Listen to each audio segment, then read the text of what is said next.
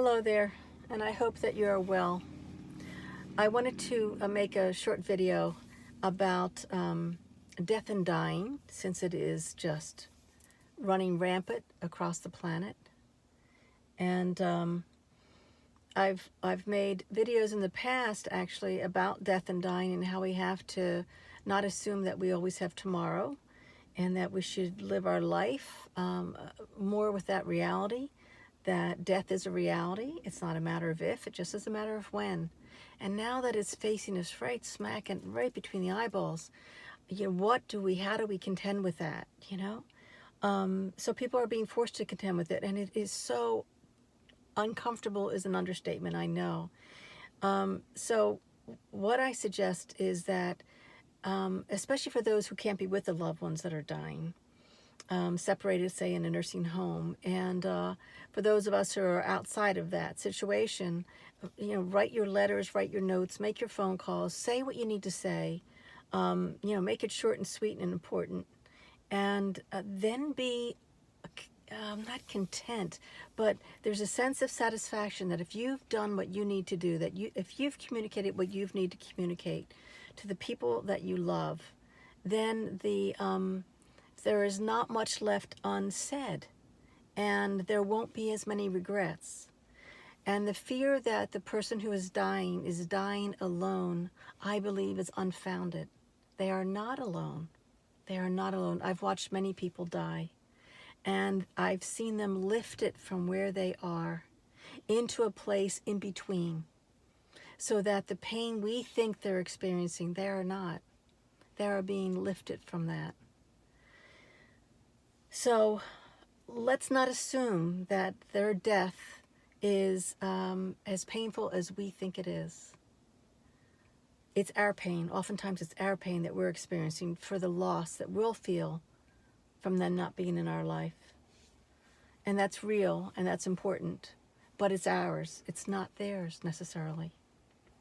And I've watched many people who are dying hold on just for the mere fact that people are around them, loving them so much, and wanting them to stay, that they don't leave. They hang on longer and longer because the energy around them is holding them in place in a way. So do what you need to do. Do all that you need to do so that you feel complete with the person that you love.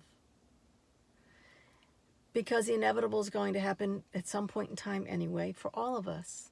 And if it's happening right now in front of in your own lives, do what you need to do.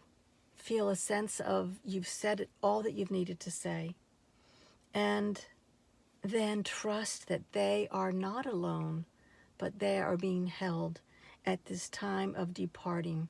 Their soul, our body is just a carrier for our soul, and their soul is being lifted and being held and being protected.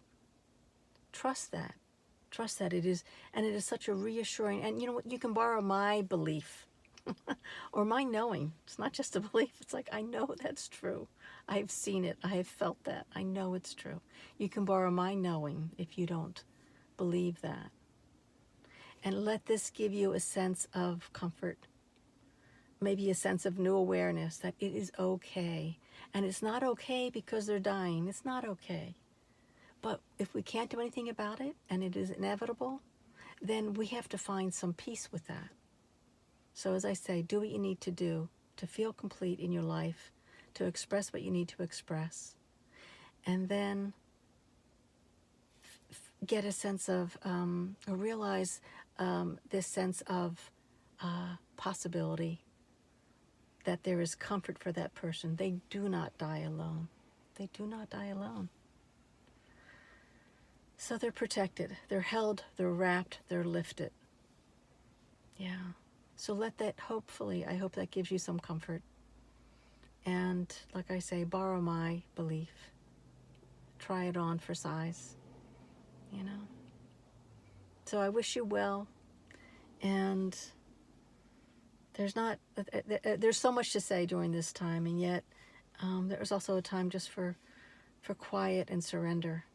Isn't it a time for quiet surrender in a way? So